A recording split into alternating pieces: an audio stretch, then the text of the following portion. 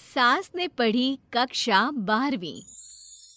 पाखी एक multinational company में काम करने के साथ सोशल एक्टिविस्ट भी होती है, जो ऑफिस खत्म होने के बाद शाम को घर आकर जरूरतमंद छोटे बच्चों को फ्री में पढ़ाती है।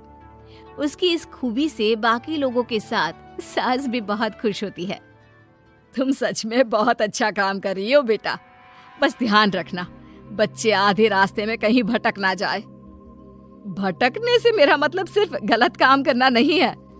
कोई घर की जरूरत के लिए नौकरी करने लगे या किसी के घर वाले उसकी शादी करा दे, ये भी तो मंजिल से भटकना ही होता है ना। वाओ मम्मी, मुझे नहीं पता था कि आप पढ़ाई को लेकर इतनी पर्टिकुलर हो। पर फिक्र मत कीजिए, इनके साथ ऐसा कुछ नहीं होगा। बहू की बात पर मुस्कुराकर सास चली जाती है और पाखी बच्चों को पढ़ाने में बिजी हो जाती है। उसी रात पाखी और विराट साथ बैठकर बातें कर रहे होते हैं, जिसमें बहू सास की पढ़ाई को लेकर नजरिए का विराट के सामने जिक्र करती है। हाँ, मुझे सब पता है। ऐसे ही नहीं ये नालायक लड़का इतना पढ़ लिया। वो मम्मी ही तो है जिन्होंने बचपन से खाना खाया या नहीं से ज्यादा पढ़ाई की या नहीं पूछ पूछ कर मुझे इतना पढ़ने पर मजबूर कर दिया। वो हमेशा मुझे पढ़ाई और सेल्फ इंडिपेंडेंट होने की इम्पोर्टेंस याद दिलाती रही। और आज मेरी ये सरकारी नौकरी, इतनी अच्छी पोस्ट, उसी का तो नतीजा है। वाह, अगर मम्मी इतनी पढ़ी लिखी है तो कोई जॉब क्यों नहीं करती? और अगर जॉब नहीं करती तो मेरे साथ बच्चों को ही पढ़ा ले। तुम्हें किसने बोला कि मम्मी पढ़ी हुई हैं? उन्होंने तो अपनी 12th क्लास भी पूरी नहीं की। उससे पहले ही नाना जी ने मम्मी की शादी करा दी। शायद इसलिए पढ़ाई और अपने पैरों पर खड़े होने को लेकर उनकी सोच ऐसी है, क्योंकि वो खुद ये सब करना चाहती हो। पत्नी की बात सुन के विराट भी सोच में पड़ जाता है। दोनों मिलकर प्लान बनाते हैं और अगले दिन बच्चों को पढ़ाते हुए पाखी उनके पास एक कुर्सी एक्स्ट्रा लगा देती है। ये एक कुर्सी ज्यादा किसके लिए लगाई है बेटा? कोई नया बच्चा आने वाला है क्या? हाँ जी, आज से मेरी एक नई बच्ची मेरे पास, यानी कि मेरी सास, दोबारा पढ़ाई शुरू करने वाली है। अरे क्या पागल जैसी बात कर रही है? भला ये भी मेरी कोई उम्र है बच्चों के बीच बैठकर पढ़ने की? तू बस ना इनके भविष्य पर ध्यान दे, मुझ पर नहीं। मम्मी, सीखने की कोई उम्र नहीं होती, बस इच्छा होती है। और मुझे पता है कि आपके अंदर वो इच्छा आज भी जिंदा है। अरे तू बस अपने काम और इन बच्चों पर ध्यान दे। यहाँ बस सबको बोलने से मतलब है, किसी को नहीं सोचना। अगर बात बाहर निकली तो समाज क्या सोचेगा और परिवार का कितना नाम बदनाम होगा। मम्मी, आपने पापा और इस परिवार के बारे में बहुत सोच लिया। सबकी खुशियों के लिए अपने सपने बहुत कुर्बान कर दिए। अब ये वक्त अपने पर ध्यान देने का है। और जिस समाज की आप बात कर रही हो ना, उसकी तो आदत है हर कामयाब होते इंसान पर पत्थर मारने की। बेटी को भी बहू का साथ देते देख सास गुस्से में अपना सर पकड़कर बड़बड़ाते हुए वहां से चली जाती है। ये स्टूडेंट थोड़ी जिद्दी है, पर इन्हें मैंने 12th क्लास पास नहीं कराई तो मैं भी अपनी सास की बहू नहीं। ये देखने में तो मजा ही आ जाएगा। इसी के साथ पति पत्नी मिलकर सास को पढ़ाने के मिशन पर लग जाते हैं, लेकिन सास उनकी हर कोशिश को नाकाम कर देती है। एक शाम विराट अपनी मम्मी के लिए 12th क्लास की बुक्स लेकर आता है, जिन्हें देखकर इस बार सास का गुस्सा उन दोनों पर मानो फूट ही पड़ता है। अरे तुम दोनों का दिमाग खराब हो गया है क्या, जो ये बेवजह की जिद पकड़े बैठ गए हो? मैंने एक बार बोल दिया ना, मुझे कोई पढ़ाई नहीं करनी।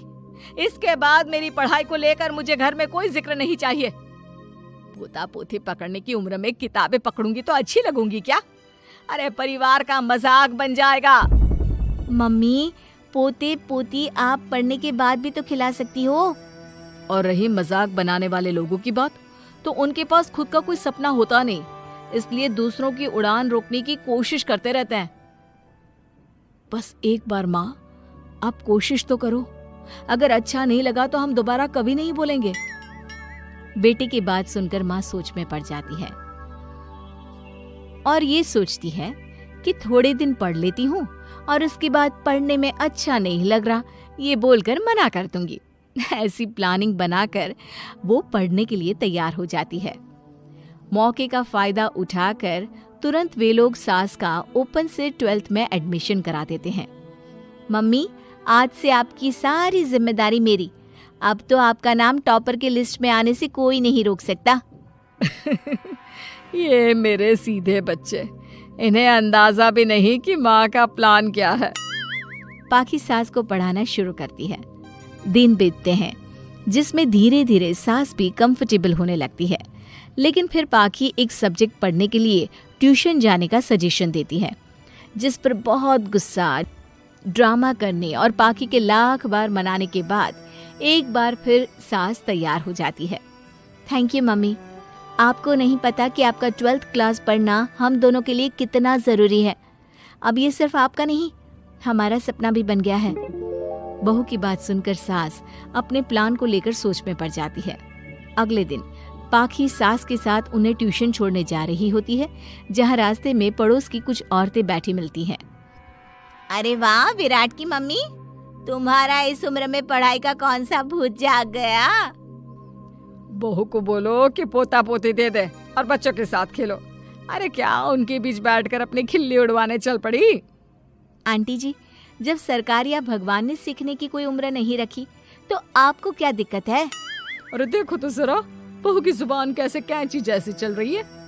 अब सास घर संभालने की जगह इन सब चीजों पर ध्यान रखेगी तो बहू के तो ये हाल होने ही है ना।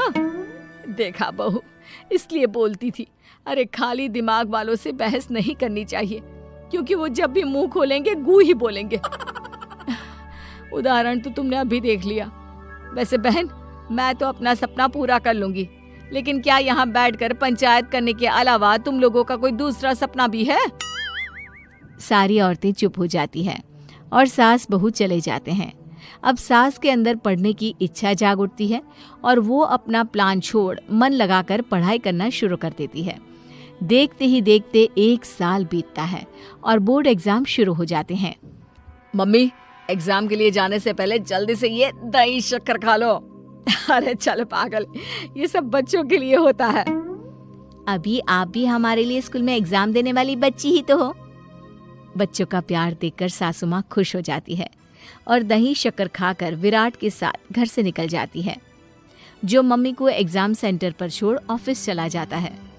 इसी तरह समय बीतता है और एग्जाम खत्म होने के बाद देखते ही देखते रिजल्ट भी आ जाता है। मेरी टॉपर माँ, तुमने तो तहलका मचा दिया। हर तरफ तुम्हारे ही चर्चे हैं। घर वाले ये खुशी मना रहे होते हैं कि वही औरतें उनके घर आती हैं। अरे पंचायत की टोली, आज मेरे घर कैसे? बस तुम्हें सॉरी और थैंक यू बोलने आए हैं। उस दिन तुम्हारी बातों और आज तुम्हारे काम ने हमें ये सिखाया कि सपने पूरे करने की कोई उम्र नहीं होती। इसलिए अब हम भी शादी, परिवार, बच्चे और न जाने कितनी वजहों से अधूरे छूटे सपनों को पूरा करेंगे बहन जी।